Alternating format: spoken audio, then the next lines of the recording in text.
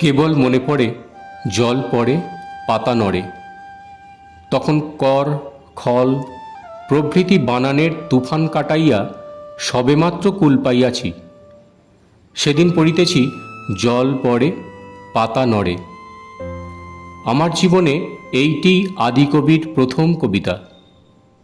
সেদিনের আনন্দ আজও যখন মনে পড়ে তখন বুঝিতে পারি কবিতার মধ্যে নীল জিনিসটার এত প্রয়োজন কেন। নীল আছে বলিয়াই কথাটা শেষ হইয়াও শেষ হয় না। তাহার বক্তব্য যখন ফুরায় তখন তাহার ঝংকারটা ফুরায় না। নীলটাকে লইয়া কানের সঙ্গে মনের সঙ্গে খেলা চলিতে থাকে। এমনি করিয়া ফিরিয়া ফিরিয়া সেদিন আমার সমস্ত চৈতন্যের মধ্যে জল পড়িতে ও পাতা নড়িতে লাগিল। এই শিশুকালের আর একটা কথা মনের মধ্যে বাঁধা পড়িয়া গেছে। আমাদের একটি অনেক কালের খাজাঞ্চি ছিল, কৈলাস মুকুজ্জে তাহার নাম। সে আমাদের ঘরের আত্মীয়েরই মতো। লোকটি ভারী রসিক। সেই কৈলাস মুকুজ্জে আমার শিশুকালে অতি দ্রুত বেগে মস্ত একটা ছড়ার মতো বলিয়া আমার মনোরঞ্জন করিত। সেই ছড়াটার প্রধান নায়ক ছিলাম আমি, এবং তাহার মধ্যে একটি ভাবী নায়িকার নিঃসংশয় সমাগমের আশা অতিশয় উজ্জ্বলভাবে বর্ণিত ছিল। এই যে ভুবনমোহিনী বধূটি ভবিতব্যতার কোল আলো করিয়া বিরাজ করিতেছিল, ছড়া শুনিতে শুনিতে তাহার চিত্রটিতে মন ভারী উৎসুক হইয়া উঠিত। আপাদমস্তক তাহার যে বহুমূল্য অলঙ্কারের তালিকা পাওয়া গিয়াছিল এবং মিলনোৎসবের যে অভূতপূর্ব সমারোহের বর্ণনা শোনা যাইত, তাহাতে অনেক প্রবীণ বয়স্ক সুবিবেচক ব্যক্তির মন চঞ্চল হইতে পারিত। কিন্তু বালকের মন যে মাতিয়া উঠিত এবং চোখের সামনে নানা বর্ণে বিচিত্র আশ্চর্য সুখচ্ছবি দেখিতে পাইত, তাহার মূল কারণ ছিল সেই দ্রুত উচ্চারিত অনর্গল শব্দচ্ছটা এবং ছন্দের দোলা। শিশুকালের সাহিত্য রসভোগের এই দুটো স্মৃতি এখনও জাগিয়া আছে। আর মনে পড়ে বৃষ্টি পড়ে টাপুর টুপুর, নদে এলো বান। ওই ছড়াটা যেন শৈশবের মেঘদূত। বাহির বাড়িতে দোতলায় দক্ষিণ পূর্ব কোণের ঘরে চাকরদের মহলে আমাদের দিন কাটিত। আমাদের এক চাকর ছিল, তাহার নাম শ্যাম। শ্যামবর্ণ দোহারা বালক, মাথায় লম্বা চুল, খুলনা জেলায় তাহার বাড়ি। সে আমাকে ঘরের একটি নির্দিষ্ট স্থানে বসাইয়া আমার চারিদিকে খড়ি দিয়া গণ্ডি কাটিয়া দিত।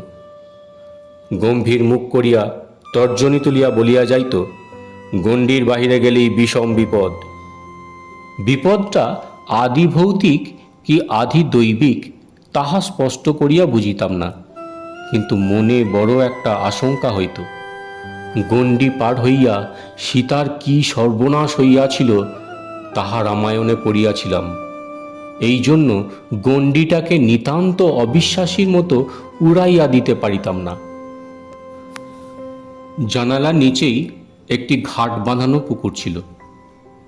তাহার পূর্বধারের প্রাচীরের গায়ে প্রকাণ্ড একটা চীনা বট, দক্ষিণ ধারে নারিকেল শ্রেণী। গণ্ডি-বন্ধনের বন্দি আমি জানালার খড়খড়ি খুলিয়া প্রায় সমস্ত দিন সেই পুকুরটাকে একখানা ছবির বহির মতো দেখিয়া দেখিয়া কাটাইয়া দিতাম। সকাল হইতে দেখিতাম প্রতিবেশীরা একে একে স্নান করিতে আসিতেছে।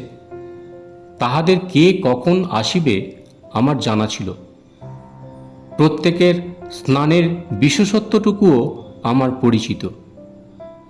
দুপুর বাজিয়া যায়, বেলা একটা হয়, ক্রমে পুকুরের ঘাট জনশূন্য, নিস্তব্ধ। কেবল রাজহাঁস ও পাতিহাঁসগুলা সারা বেলা ডুব দিয়া গুগলি তুলিয়া খায় এবং চঞ্চু চালনা করিয়া ব্যতিব্যস্তভাবে পিঠের পালক সাপ করিতে থাকে।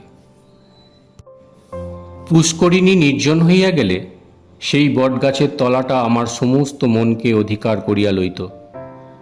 তাহার গুড়ির চারিধারে অনেকগুলা ঝুড়ি নামিয়া একটা অন্ধকারময় জটিলতার সৃষ্টি করিয়াছিল। সেই কুহকের মধ্যে বিশ্বের সেই একটা অস্পষ্ট কোণে যেন ভ্রমক্রমে বিশ্বের নিয়ম ঠেকিয়া গেছে। দৈবাৎ সেখানে যেন স্বপ্নযুগের একটা অসম্ভবের রাজত্ব বিধাতার চোখ এড়াইয়া আজও দিনের আলোর মাঝখানে রহিয়া গিয়াছে। মনের চোখে সেখানে যে কাহাদের দেখিতাম এবং তাহাদের ক্রিয়াকলাপ যে কী রকম, আজ তাহা স্পষ্ট ভাষায় বলা অসম্ভব। বাড়ির ভিতরে আমাদের যে বাগান ছিল তাহাকে বাগান বলিলে অনেকটা বেশি বলা হয়। একটা বাতাপি লেবু, একটা কুল গাছ, একটা বিলাতি আমড়া ও একসার নারিকেল গাছ তাহার প্রধান সঙ্গতি।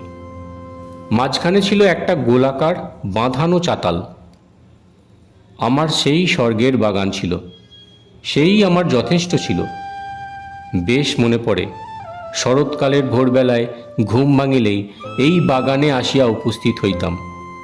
একটা শিশির মাখা ঘাস পাতার গন্ধ ছুটিয়া আসিত এবং স্নিগ্ধ নবীন রৌদ্রটি লইয়া আমাদের পূব দিকের প্রাচীরের উপর নারিকেল পাতার কম্পমান ঝালরগুলির তলে প্রভাত আসিয়া মুখ বাড়াইয়া দিত।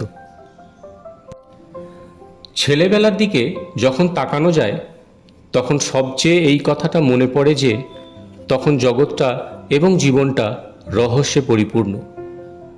সর্বত্রই যে একটি অভাবনীয় আছে এবং কখন যে তাহার দেখা পাওয়া যাইবে তাহার ঠিকানা নাই, এই কথাটা প্রতিদিনই মনে জাগিত। প্রকৃতি যেন হাত মুঠা করিয়া হাসিয়া জিজ্ঞাসা করিত, কি আছে বলো দেখি। কোনটা থাকা যে অসম্ভব তাহা নিশ্চয় করিয়া বলিতে পারিতাম না।